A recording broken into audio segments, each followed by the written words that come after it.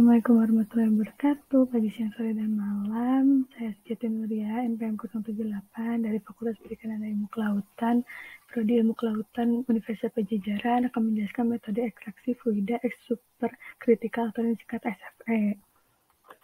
Nah, untuk SFE sendiri memiliki peluang yang besar dalam manufaktur di bidang farmasi karena memenuhi berbagai kebutuhan dalam memproduksi suatu senyawa untuk pengobatan, seperti dalam kromatografi, sintesis pemurnian, dan ekstraksi, menyediakan proses yang efisien dengan hasil yang meningkat dan seaktivitas dibandingkan dengan teknik konvensional. Ya, untuk definisi FSFE sendiri merupakan satu teknik dalam pemisahan senyawa organik dalam peraut yang berbeda dari matriks padat, sehingga densitas menunjukkan seperti cairan pada viscositas dan difusivitasnya berada di antara cair dan gas dengan memanfaatkan daya pelarut dari fluida superkritik pada suhu dan tekanan kritis PC di sekitar titik kritis TC yang dikutip dari Marta et al. Tahun 2011. Nah, penggunaan ekstraksi fluida superkritikal ini dilakukan dengan dua cara induksi. Yang pertama adalah superkritikal yang dilakukan dengan tekanan tinggi dalam batch yang dimana superkritikal fluid dialirkan ke CaO solvent, lalu dialirkan kembali ke CaO solvent, dipompa, kemudian masuk ke dalam tabung ekstraktor, kemudian mengalir ekstrak ke separator dan hasilnya cairan dan gas yang terpisah. Lalu yang kedua ada ekstraksi dilakukan dalam tekanan tinggi secara terus-menerus atau kontinu, di mana campuran karbon dioksida dan solut diberi tekanan reduksi, kemudian tabung yang berisi ekstraksi uji dan karbon dioksida yang dialirkan kembali dengan tekanan yang rendah, lalu dipompa dan didaur ulang sehingga dihasilkan karbon dioksida dari tekanan tinggi yang dapat digunakan kembali. Nah, untuk ekstraksi menggunakan SC karbon dioksida ini, pada ekstraksi menggunakan SC karbon dioksida dapat dilakukan secara batch atau kontinu.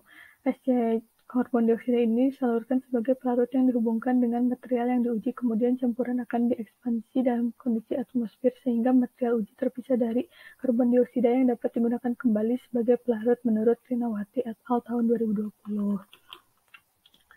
Ya, mengapa menggunakan karbon dioksida? Karena selain pelarut yang banyak digunakan berbagai bidang, tidak beracun, lalu tidak reaktif, tidak mudah terbakar, tidak korosif, ketersediaannya yang melimpah, terus harganya yang terjangkau dan tidak meninggalkan pelarut residu, lalu ramah lingkungan juga, memiliki tekanan kritis teknis yang nyaman, hanya 73,8 bar dan suhu 31,1 derajat Celcius.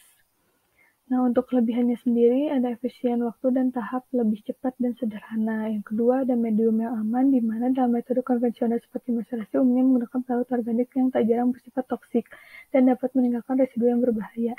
Jika dibandingkan dengan medium dalam SFE, yaitu karbon dioksida, yang notabene merupakan komponen yang bersifat non-toksik, tidak mudah terbakar dan non-korosif. Lalu terjangkau dan ramah lingkungan, karena penggunaan pelarut organik yang menggunakan karbon dioksida dengan tekanan kritis yang relatif rendah hanya 73,8 atm dan temperatur kritisnya hanya 31,1 derajat Celcius merupakan kondisi yang sangat sesuai untuk pemisahan bahan alam, khususnya mengandung bahan aktif termolabil di mana karbon dioksida memiliki harga yang terjangkau dan tersedia dalam kemurnian tinggi dan cukup sudah ditemukan untuk kuantitas yang cukup besar, bahkan dan dapat manfaatkan limbah karbon dioksida dari industri untuk menangkal efek gas rumah kaca dan bisa digunakan berulang. Untuk kekurangannya, di mana ekstraksi komponen polar sangat dibatasi oleh kekuatan pelarut CO2. Lalu ada hasil yang diperoleh lebih rendah dibandingkan dengan metode konvensional.